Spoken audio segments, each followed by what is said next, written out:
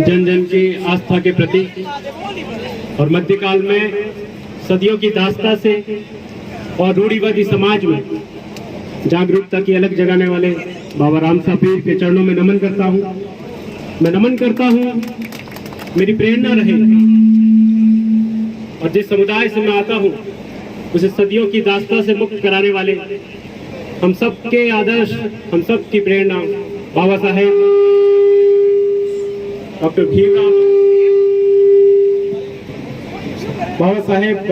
भीमराव अंबेडकर जी के चरणों में नमन करता हूँ।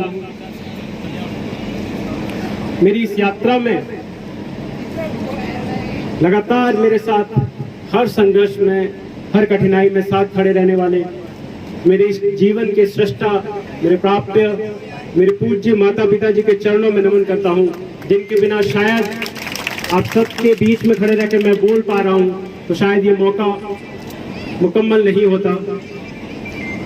मैं उन तमाम लोगों से और थार की उस माटी को भी नमन करना चाहता हूँ जहाँ से मुझे अदम्य जिजीविषा और अथाह संघर्ष और कठिनाइयों के बावजूद जीवटता बनाए रखने की, संघर्ष में हिम्मत न हारने की प्रेरणा मिली।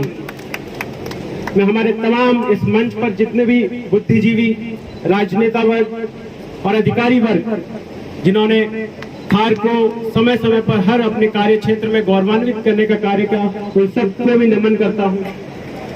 दूर दराज से पधारे गुड़ा मालानी के जननायक और राज्य सरकार में मंत्री रहे और हमारे परिवार पर एक मार्गदर्शक की भांति, एक अभिभावक की भांति आशीर्वाद बनाए रखने वाले आदरणीय हेमाराम जी साहब को,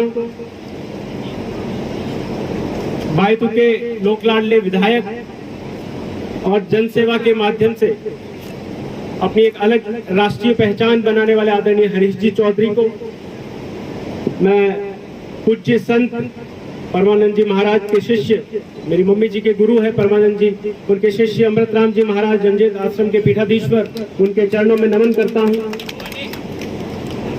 मैं चौहटन से पधारे और जब पिताजी विधायक थे तब हम अक्सर उनके क्वार्टर पे जाया करते थे। अब्दुल हाजी साहब के सुपुत्र और पुत्र वधू जी गफूर अहमद जी और शमा बानो जी पधारे, उनका भी मैं हार्दिक स्वागत करता हूं। वो दूर चौहटन से जो सीमावर्ती क्षेत्र है वहां से यहाँ पधारे। मुझे लगता है कि ये हमारे परिवार के प्रति प्रेम रहा है उनका कि वो दूर यहाँ तक पधारे।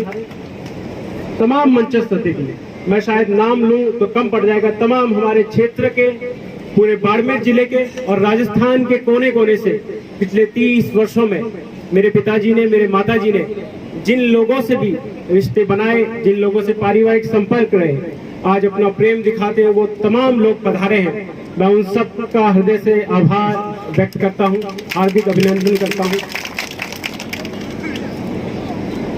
संघ सेवा आयोग की परीक्षा का जिस दिन रिजल्ट आया था 16 अप्रैल को, उस दिन मैं दिल्ली में था और जब पीडीएफ में नाम दिखाई दिया तो उसके बाद पहला फोन मैंने अपनी मम्मी जी को किया और शायद बहुत कुछ होता है उस समय दिमाग में बोलने को, लेकिन जब फोन उठाया तो वहां से आंसू और रोने की आवाज सुनाई दे रही थी और मेरे लिए भी वो बहुत भावुक क्षण था। मैं कुछ बोल नहीं पाया। मुझे लगता है कि एक माता पिता के लिए वो मेरी उस उपलब्धि से ज्यादा हो सकता है खुश होना हो, लेकिन जिस संघर्ष से, और चूंकि संघर्ष तो नहीं कहूंगा, लेकिन जब आप बार बार असफल होते हैं तो निराशा निश्चित रूप से हावी होती है आप पर। कई बार उन्होंने उस पीड़ा को महसूस किया होगा और उन्हें लगा होगा कि कम से कम इस पीड़ा से मुक्त हुआ। वो आंसू उनके जो निकल रहे थे, मैं उनकी भावना समझ पा रहा था।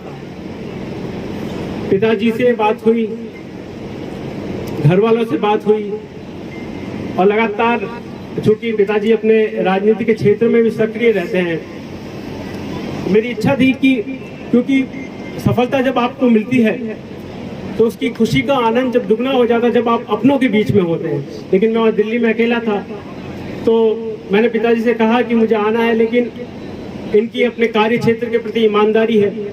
इन्होंने कहा कि बेटा चुनाव का समय है, मैं चुनाव में बिजी हूँ और अभी हमारे लोग जो आएंगे, जो आना चाहते हैं, वो इलेक्शन ड्यूटीज में बिजी है, हम चाहते हैं कि सारे लोग आए और मैं भी अपना कार्य ईमानदारी से करूं। तो मैंने उनकी भावना का सम्मान किया। मैंने कहा ठीक है, जब आप बताएंगे हम लोग आएंगे। चुनाव निपटे और आज का दिन मुकम्मल हुआ। अब सब लोग यहाँ पर आए और आशीर्वाद दिया। बोलने को मैं बहुत कुछ लिखकर पढ़कर सोचकर नहीं आया था। मैंने सोचा था ये बोलूंगा वो बोलूंगा, लेकिन जैसे ही मैं राजस्थान की सीमा में और जोधपुर के बाद प्रवेश करते हुए अथाह आप लोगों का प्रेम देखा, मैंने कभी सोचा नहीं था तैयारी के दौरान कि हम लोग एक कमरे में बैठकर तैयारी कर रहे हैं तो किताबें पढ़ते हैं, लेकिन जब सफलता मुकम्मल होती है तो किस तरीके से आज जो प्यार था आपका, मुझे लगा कि जितना संघर्ष रहा है उससे दुगना भी संघर्ष होता तो मैं निश्चित रूप से करता इस प्यार को पाने के लिए। आप लोगों के स्नेह, आप लोगों और प्यार ऐसा नहीं है कि कोई स्वार्थ है आपका कोई स्वार्थ नहीं है। हो सकता है मैं किसी और राज्य में रहूं, लेकिन आपका जो जुड़ाव है अपने बच्चे को देखते हुए अपने क्षेत्र की, ऐसा नहीं किसी एक जाति के, तमाम जाति वर्गों के फोन आए, तमाम लोगों के, तमाम समाजों से वो खुश होते हैं कि हमारे यहाँ के जब शिक्षा के क्षेत्र में नए कीर्तिमान स्थापित करते हैं लोग, तो निश्चित रूप से एक खुशी होती है सामान्य व्यक्ति को भी। और वो खुशी मुझे दिखाई दी, निस्वार्थ भाव जो प्रेम का, निश्चल प्रेम का दिखाई दिया, उसने मुझे अभिभूत कर दिया। मेरे पास कहने को शब्द ही नहीं रहे। तमाम विचार जो थे ऐसा लगा कि विस्मृत से हो गए। चूंकि ये जो मौका आया है वो शिक्षा की बदौलत आया है, और हमेशा पिताजी ने हमेशा शुरू से यही कहा कि बेटा अधिकारी बनना है और अपने समाज के, अपने जो जरूरतमंद लोग हमसे जुड़े हुए हैं उनकी सेवा करनी है, उनसे जुड़े हुए रहना है। वहीं से नवोदय की यात्रा प्रारंभ हुई, नवोदय विद्यालय में प्रवेश हुआ, और मुझे लगता है कि मेरे करियर में वो एक टर्निंग पॉइंट था। बाड़मेर जिले के विभिन्न क्षेत्रों से वहाँ लोग आते हैं, और जिस तरीके से अलग अलग क्षेत्रों से, बालोतरा से, चौहटन से, शिव से बहुत सारे दोस्त आ जाए हुए हैं, उनमें से कई अच्छे अच्छे पदों पर है। तो हम लोगों ने मिलकर जिस तरह की साझा संस्कृति को वहाँ जिया, उसने कॉन्फिडेंस को, व्यक्तित्व में एक अलग निखार लाया, कॉन्फिडेंस को बढ़ाया। तो मैं अपनी इस उपलब्धि का श्रेय अपने नवोदय परिवार को, नवोदय विद्यालय को भी देना चाहूंगा। जितने भी आज मित्र आए हैं नवोदय से, वो सुन रहे होंगे मुझे, मैं उन सबका आभार व्यक्त करता हूँ। तमाम व्यक्ति की जो सफलता होती है, मैं आप सब लोगों का थोड़ा समय लूंगा। मुझे लगता है कि आप सुनने आए हैं, और मैं भी अपने दिल की बात थोड़ी खुलकर कहना चाहता हूं, ताकि यहाँ के युवा, यहाँ के जो पेरेंट्स हैं वो भी सीख सके कि एजुकेशन का क्या महत्व है। तो मैं बता रहा था कि व्यक्ति की जो सफलता है, मुझे लगता है कि व्यक्ति की सफलता में उसका योगदान जो है केवल 10% होता है, बाकी 90% उसके परिवेश का, उसके परिवार का, उसके मित्रगणों का, और असफलता के समय उसके साथ खड़े रहने वाले लोगों का होता है। जिस समाज से मैं आया, वहां से मैंने उनकी जो स्थिति देखी, शिक्षा का जो स्तर देखा, मुझे लगता है कि केवल भाषण करने से, केवल मैं ये कहता कि आप शिक्षित बनो तो शायद नहीं बन पाते। मेरे मन में ये था कि मैं कम से कम उनको दिखाऊं कि शिक्षा क्या परिवर्तन ला सकता है, और उसके लिए अगर मुझे समय भी लगा 5-6 साल का, तो मैंने वो किया कि ताकि वो उसका महत्व समझेंगे। क्योंकि हम एग्जाम्पल देने के बजाय, कथनी के बजाय जब हम करनी से साबित करते हैं तो लोग ज्यादा प्रभावित होते हैं। आज युवाओं ने देखा होगा, ये मेरा सम्मान नहीं था ऐसा। मैं पूरन बुनकर पिछली बार भी इंटरव्यू दे चुका था, मैं पिछली बार इंटरव्यू से फेल हुआ, कोई सम्मान नहीं था। वो संघर्ष जो था, मैं उसके बाद की जो जर्नी थी, फिर से यात्रा थी, ये जो सम्मान हो रहा है वो शिक्षा का हो रहा है, शिक्षा की उपलब्धि का हो रहा है। कल पूरन बुनकर नहीं होगा, सिविल सेवा की परीक्षा में किसी और दलित का, किसी और समुदाय का, ओबीसी का, जनरल कम्युनिटी का, किसी भी जाति वर्ग का व्यक्ति इस क्षेत्र का अगर सिविल सेवा में चयनित होगा तो उसका भी यही सम्मान होगा। और मेरे साथ ही तैयारी कर रहे थे 21 महिषी क्षेत्र के, बिल्कुल ग्रामीण क्षेत्र के, और इसीलिए मैंने अपने संघर्ष को संघर्ष नहीं कहा, क्योंकि मुझे लगता है कि मेरे पास अपेक्षाकृत अधिक संसाधन भी थे। जिस परिवार से मैं आता था वहाँ एक्सपोजर भी था। मैंने अपने साथ ऐसे ऐसे लोग देखे जो सिविल सेवा में सफल हुए, जिनकी पारिवारिक स्थिति आर्थिक रूप से बहुत कमजोर, बहुत ज्यादा कमजोर, जिनकी पृष्ठभूमि जो है हिंदी माध्यम रही। आप जानते हैं कि हिंदी माध्यम का जो रिजल्ट है वो यूपीएससी में कितने रहता है। इस बार 1147 जने थे और केवल 42 जने हम हिंदी माध्यम से सेलेक्ट हुए, केवल 42 जने। उन विषम परिस्थितियों में भी जो लोग दबे कुचले समुदायों से, जो लोग गरीब परिस्थितियों से आकर है, वो लगातार मेहनत के दम पर अपना मुकाम पाते हैं। ऐसे ही हमारे सिंधी क्षेत्र के आशीष पुनिया जी, उनके पिताजी आज पधारे थे, मुझसे मिले थे, वो ट्रेनिंग में थे, तो आप पधारे हैं। उन्होंने पिछली बार आईपीएस की रैंक हासिल की, मेरे साथ ही थे, एक बार असफल हुए फिर सफल हुए, और इस बार मेरे सारे ग्रुप में से मेरा चयन हुआ। उससे पहले एक और मेरा फ्रेंड था गगन को, उसको आईएएस हुआ। कहने का अर्थ यह है कि बहुत सारे लोग विषम परिस्थितियों में संघर्ष कर रहे हैं और सफलताओं को अर्जित कर रहे हैं। हमें ये हर समय याद रखना है कि हमारी मुक्ति का द्वार अगर कुछ है तो वो शिक्षा है, और सिर्फ इसलिए नहीं कि आईएएस आईपीएस बने, आप बिजनेस के क्षेत्र में जाएंगे, आप किसी भी राजनीति के क्षेत्र में पढ़े लिखे नेताओं का समय है।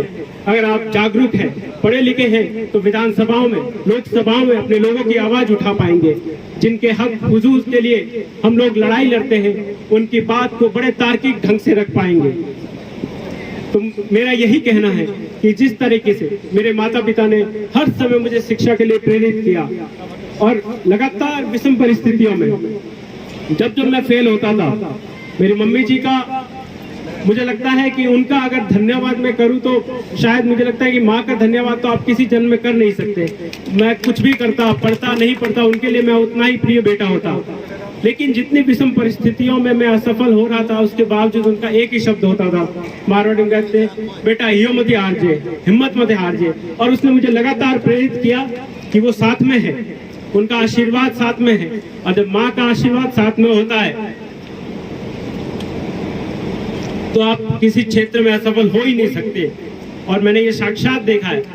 इस वर्ष का जब प्री एग्जाम देके मैं आया था, तो मैंने ये बोला था कि शायद उतना अच्छा आशानुरूप नहीं हुआ है, और मैंने पेपर भी चेक नहीं किया, लेकिन मम्मी जी को विश्वास था बेटा होगा, बेटा होगा। और वाकई जब रिजल्ट आया, पीडीएफ में दिखा, नाम था, तो मुझे लगता है कि उनका आशीर्वाद था, माता पिता का आशीर्वाद था। आप सब लोग इस बार तो मतलब जिन लोगों की भी पता था कि मैं इंटरव्यू की परीक्षा में शामिल हो रहा हूँ, जितने भी लोगों से मिला, सब लोगों की शुभकामनाएं थी। मुझे लगता है कि उनकी शुभकामनाओं ने ही ये काम किया है कि मैं इस लिस्ट में, इस जगह मुकाम बना पाया। मैं तमाम लोगों का शुक्रिया अदा करना चाहूँगा जिन्होंने विषम परिस्थितियों में, मेरे दोस्तों ने, अगर मैं असफल हूँ और जो असफलता के समय जो मेरे साथ खड़े रहे, उनका धन्यवाद ना करूं तो वो शायद अच्छा नहीं होगा। मैं सब लोगों का, जिन लोगों ने भी जिन जिन परिस्थितियों में साथ खड़े रहे, आप लोगों ने बाहर रहने पर आपके सामने खाने की समस्या आती है, इमोशनल सपोर्ट की समस्या आती है, हर दिन ऐसा लगता है कि एग्जाम नहीं निकल पाएगा। उस समय दोस्त होते हैं जो मोटिवेट करते हैं कि नहीं, निकलेगा एग्जाम, आपने पहले भी किया है, इस स्टेजों को पार किया है विभिन्न, फिर से निकलेगा। तो उन सब का शुक्रिया अदा करता हूँ। दिल्ली से, हरियाणा से मेरे दोस्त आए हैं, उन लोगों का सम्मान करता हूँ। शिव क्षेत्र से मनोहर दान जी, बहुत सारे लोग, सभी लोग, मैं नाम भी ना लूँ तो सब लोग जानते हैं कि कौन कौन लोग खड़े रहे हैं मेरे साथ, तो सबका मैं शुक्रिया अदा करता हूँ। और युवा जो आए हैं, विशेष रूप से बच्चे यहाँ भी सुन रहे होंगे और सोशल मीडिया के माध्यम से अगर कहीं सुन रहे होंगे, मैं उनसे यही गुजारिश करना चाहूँगा कि आप लोग अपने जीवन में शिक्षा को महत्व दें। सोशल मीडिया का दौर है, नशे वृत्ति की प्रवृत्ति भी बढ़ती जाती है। तो मैं अभी मीडिया बंधु मुझसे सवाल पूछ रहे थे कि इस क्षेत्र में नशे की जो प्रवृत्ति है वो लगातार युवाओं में बढ़ती जा रही है, आप क्या संदेश देना चाहेंगे?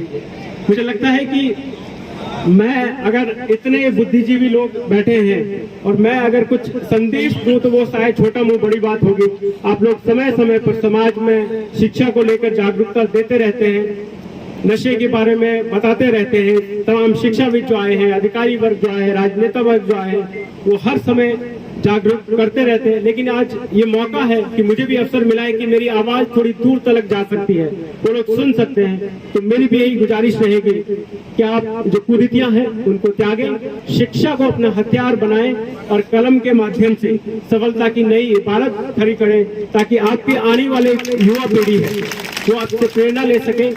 और जब हम संघर्ष करते हैं, जब लगातार हम किसी बड़े लक्ष्य की प्राप्ति करते हैं, तो कहा है कि great things takes great time. बड़ी चीजें जो है, बड़े लक्ष्य जो है वो बहुत समय भी लेते हैं। तो आपको समय लगेगा, निराशा होगी, कई बार हताशा होगी, कई बार लगेगा कि हमसे नहीं होगा, लेकिन आपको लगातार धैर्य बनाकर, लगातार अपने एक लक्ष्य के प्रति दृढ़ निश्चय बनाए रखना है, परसिवरेंस, पेशेंस और पैशन बनाए रखना है, और निश्चित रूप से आप सब लोग जो है सफलता तय करेंगे। एक शायरी है कि 1000 बर्फ गिरे, लाख आंधियां आए, वो फूल खिल के रहेंगे जो खिलने वाले हैं। तो जिन फूलों के खिलने का समय आ गया है, कोई भी चाहे आपकी उस उड़ान को रोक नहीं सकता। तमाम आपके विरोधी चाहे, तमाम आपके लोग चाहे, अगर आपने ठान लिया कि मुझे करना है तो आप करके रहेंगे। तमाम लोगों से यही गुजारिश करूंगा कि आज जो ये मुकाम मिला है, प्रेरणा इसके पीछे अगर कोई रहे हैं शिक्षा में तो बाबा साहेब अम्बेडकर रहे हैं। मैं उनके चरणों में फिर से पुनः, आप सब लोग प्रेरित हैं, मुझे कहने की भी जरूरत नहीं, अगर मैं ना भी कहूं तो आप लोग जानते हैं बाबा साहेब ने हमारे लिए क्या किया है, क्या नहीं किया, आप सब लोग वाकिफ हैं। मैं अपनी तरफ से बाबा साहेब अम्बेडकर जी के चरणों में वंदन करना चाहूंगा, और जिस तरीके से उन्होंने संवैधानिक व्यवस्थाएं की हर समाज, हर वर्ग के लिए, वो उसी की मिसाल है कि पिछड़े क्षेत्रों के लोग, पिछड़े समुदायों के लोग आज वहां पे भागीदारी कर पा रहे हैं, जहां से जरूरतमंदों के लिए हम कलम के माध्यम से कुछ अच्छा कर सकते हैं। मैं जिस भी सेवा में रहूंगा, जिस भी पोस्ट पे रहूंगा, मेरे पिताजी बता रहे थे कि बेटा गरीबों की सेवा करनी है, तो मेरा ये प्रयास रहेगा कि जिस भी सेवा में रहूं वहाँ हर गरीब, मजलूम, जरूरतमंद, जाति, वर्ग, समुदाय से ऊपर उठकर उनके लिए कार्य करने का प्रयास करूंगा, और इस समदड़ी की धरा का, इस मारवाड़ का कभी भी नाम नीचा नहीं होने दूंगा। ये मेरा प्रयास रहेगा। हम इंसान है, हमसे गलती हो सकती है, लेकिन मेरा प्रयास रहेगा कि ऐसा कोई कार्य ना करूं कि आप सबका जो है नाम वो नीचा गिरे या आपको नीचा देखना पड़े मेरी वजह से। आप लोगों के लिए जब भी 24 घंटे, जब जब आपके लिए कोई काम होगा मेरे मार्फत, हमारे क्योंकि सिविल सेवक काफी अब दोस्त है, दायरे में है, तो उनके माध्यम से जो भी काम पड़ेगा, आप, मुझे लगता है कि यहाँ जितने बूढ़े बुजुर्ग आए हैं वो पिछले 20-20, 30-30 सालों से इस परिवार से जुड़े हुए हैं, पिताजी से जुड़े हुए हैं, तो उनके लिए एक विशेष प्रेम रहा है। किसी भी परिस्थिति में रहे, उनको देख के खुशी होती है। आज जिस दिन सिलेक्शन के दिन खुशी नहीं हुई थी, उससे ज्यादा आज आप लोगों के बीच में आकर मुझे खुशी हुई है। तो मैं यही कहूंगा कि आप लोगों के साथ ये जुड़ाव जो है आगे भी बना रहेगा। जितने भी लोगों का परिवार के साथ विषम परिस्थितियों में स्नेह बनाए रखा जिन लोगों ने, उन सब का मैं शुक्रिया अदा करना चाहता हूँ। मेरे भाई विक्रम, मैं परिवार का बड़ा लड़का था, और आप जानते हैं कि हमारी परंपराएं हैं कि बड़ा लड़का जो है वो परिवार की सारी जिम्मेदारियों का निर्वाह करता है, लेकिन मेरी परिस्थिति में, मेरी गैर मौजूदगी में उसने परिवार का बड़ा बेटा बनकर हर परिस्थिति में पिताजी के साथ, चाहे राजनीति में हो, घर के काम में हो, कंधे से कंधा बनाए रखा, और मेरी हिम्मत लगातार, मुझे वो मौका दिया कि मैं वहाँ शांतचित्त होकर तैयारी कर सकूं। तो मैं उसका शुक्रिया अदा करना चाहूंगा। मेरी बड़ी बहन पूजा दीदी, जिन्होंने विषम परिस्थितियों में जिस भी तरीके से एक बहन से बढ़कर एक माँ के रूप में उन्होंने हमेशा सपोर्ट किया निस्वार्थ भाव से। मुझे लगता है कि ऐसा परिवार अगर मिले तो व्यक्ति हर बाधा को प्राप्त कर सकता है, हर बाधा को चुनौती पार पा सकता है। मेरे तमाम जो ताऊ जी, बड़े पिताजी, पूरे परिवार, पूरे कजन, सारी बहनें, सारे ताई जी, मेरे ननिहाल पक्ष के लोग, मेरे मामा जी और सब लोग तमाम हमेशा साथ में खड़े रहे, कभी हौसला डिगने नहीं दिया, हमेशा यही कहा कि फिर से ट्राई कर, होगा, कोई दिक्कत नहीं है। और इस बार तो सब मुझसे ज्यादा आश्वस्त थे, और रिजल्ट जब आ रहा था तो मुझसे ज्यादा रिश्तेदारों की, उनकी आंखों में आंसू थे। मैं उन सब का शुक्रिया अदा करना चाहूंगा। जितने भी लोग लगातार हर परिस्थिति में साथ खड़े रहे, उन सब का शुक्रिया अदा करना चाहूंगा। और ये कहूंगा कि ये सफलता मैं उसको उपलब्धि नहीं मानता हूँ, यहाँ से शुरुआत हुई है। सिविल सेवा में चयन होना उपलब्धि नहीं है। सिविल सेवक बनकर अगर मैं जनता के काम कर पाया, उस दिन मैं उपलब्धि मानूंगा।